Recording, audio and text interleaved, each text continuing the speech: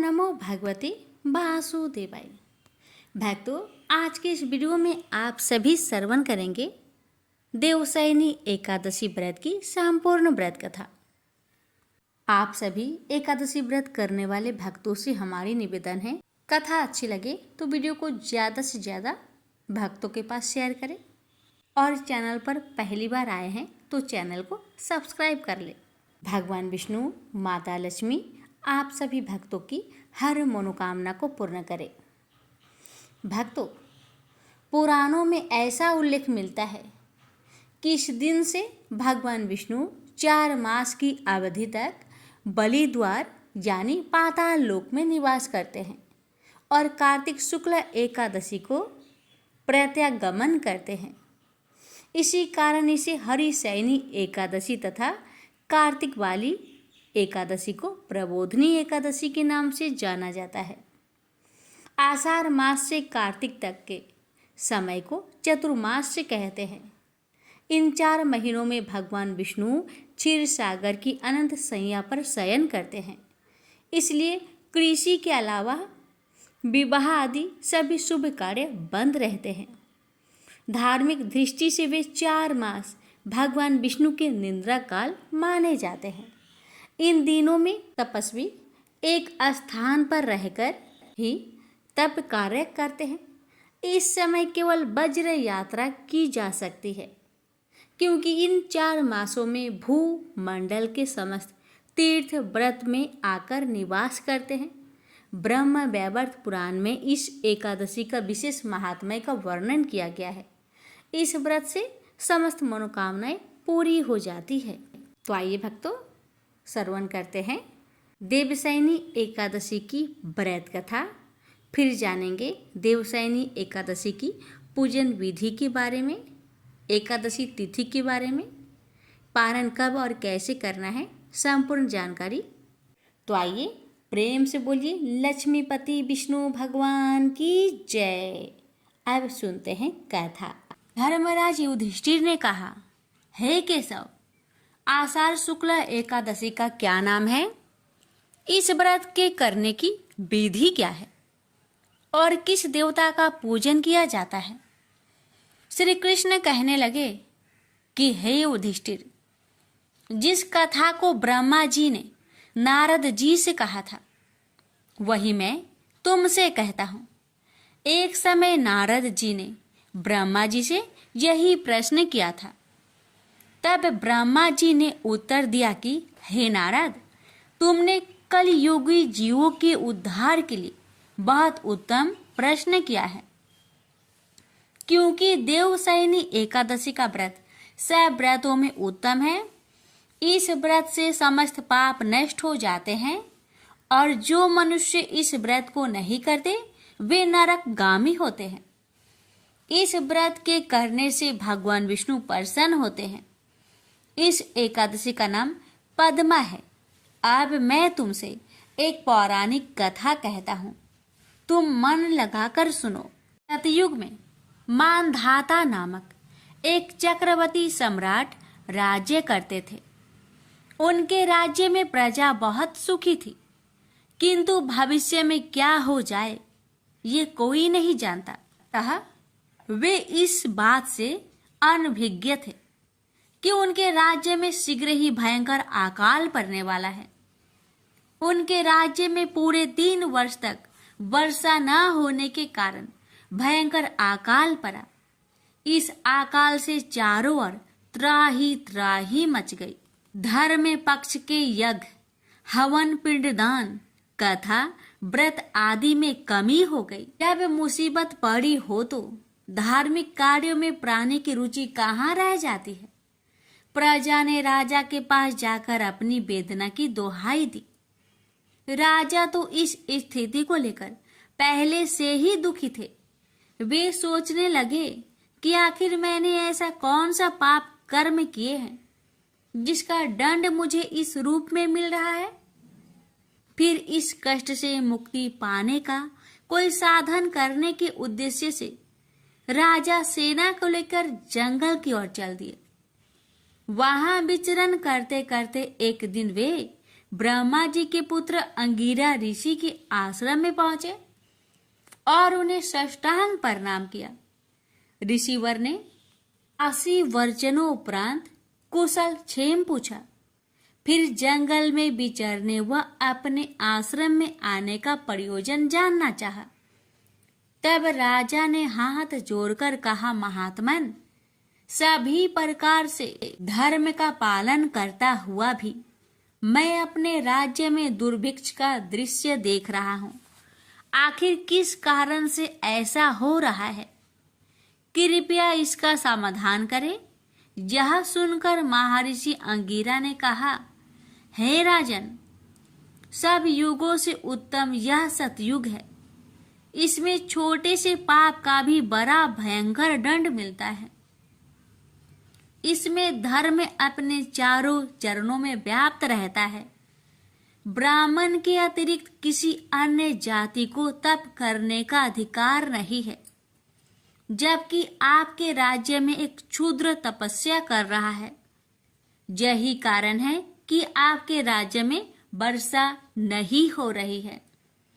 जब तक वह काल को प्राप्त न होगा, तब तक यह दुर्भिक्ष शांत नहीं होगा। दुर्भिक्ष की शांति उसे मारने से ही संभव है। किंतु राजा का हृदय एक नर अपराध क्षुद्र तपस्वी का समन करने को तैयार नहीं हुआ। उन्होंने कहा, हे देव, मैं उस निरपराध को मार दूं, यह बात मेरा मन स्वीकार नहीं कर रहा है। कृपा करके आप कोई और उपाय बताएं। महर्षि अंगिरा ने बताया, आषाढ़ माह के शुक्ला पक्ष की एकादशी का व्रत करें। इस व्रत के प्रभाव से अवश्य ही वर्षा होगी।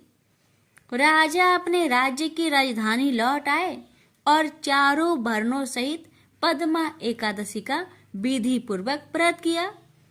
व्रत के प्रभाव से उनके राज्य में मूसलाधार वर्षा हुई और पूरा राज्य धन्य धान्य से परिपूर्ण हो गया। ब्रह्मा वैवर्त पुराण में देवशयनी एकादशी के विशेष महात्म्य का वर्णन किया गया है।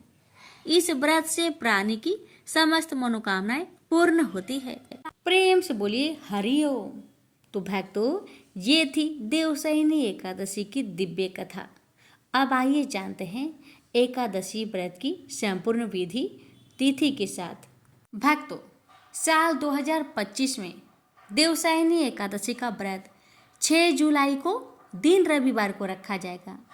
इस दिन से 4 माह के चतुर्मास शुरू हो जाएगी और सारे मांगलिक कार्य बंद हो जाएंगे।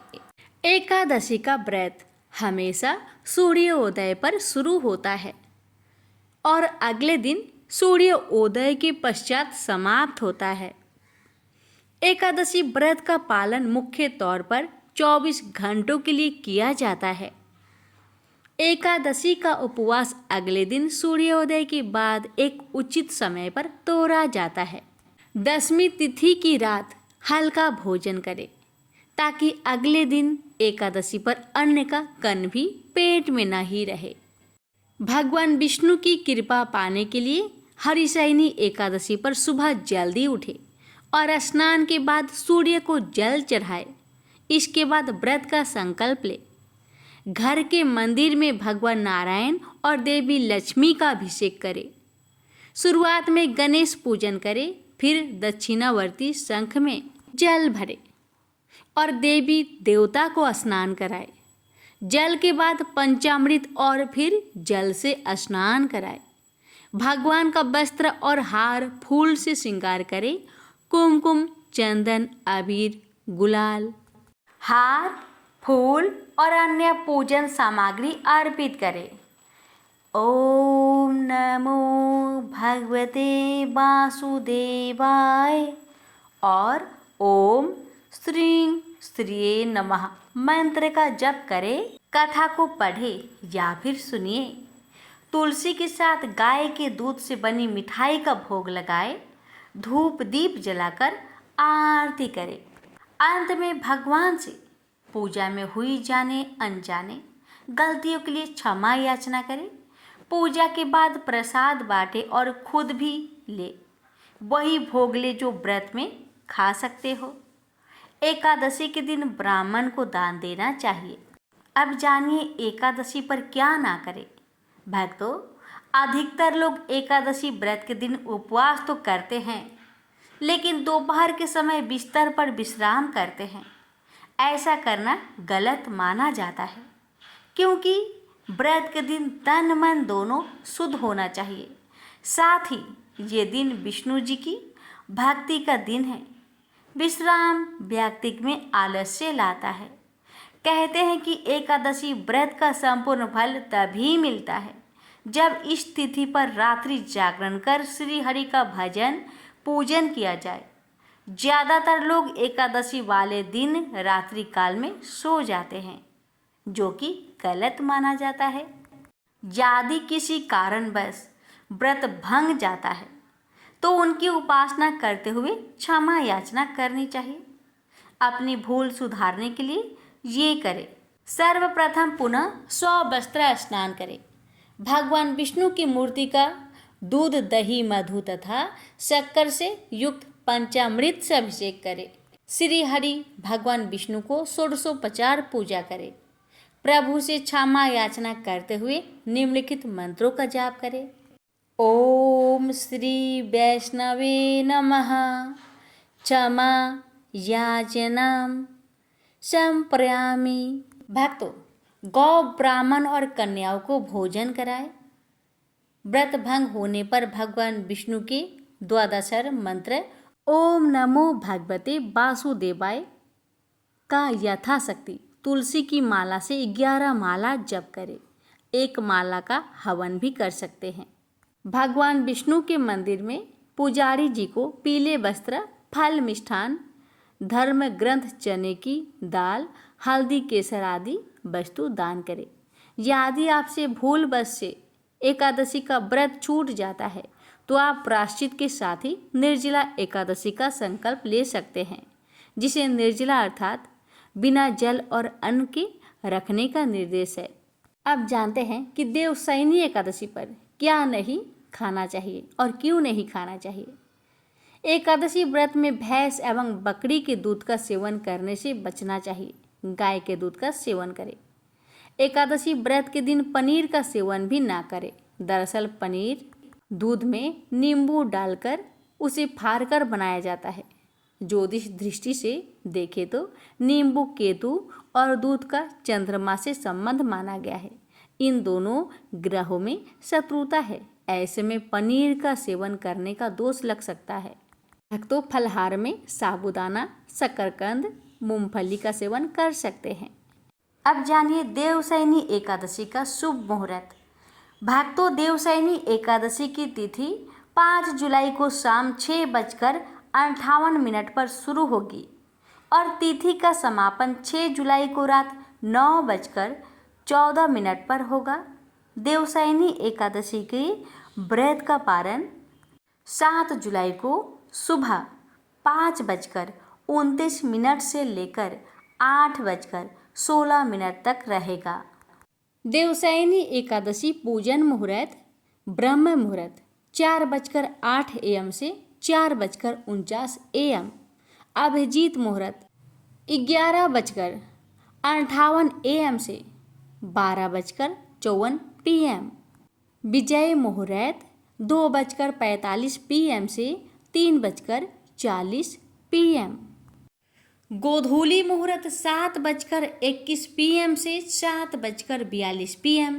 अमृतकाल 12:51 PM से 2:38 PM।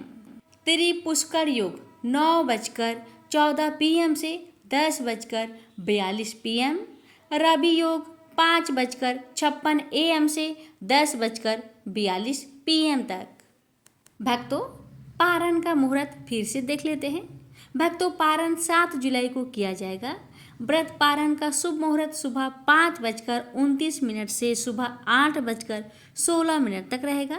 पारण तिथि के दिन द्वादशी समाप्त होने का समय रहेगा और रात 11:10 तक। तो भक्तों, आज की वीडियो का समापन होता है। प्रेम से बोलिए ओम नमो भगवते वासुदेवाय।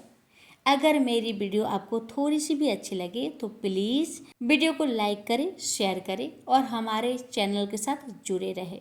जय श्री हरि।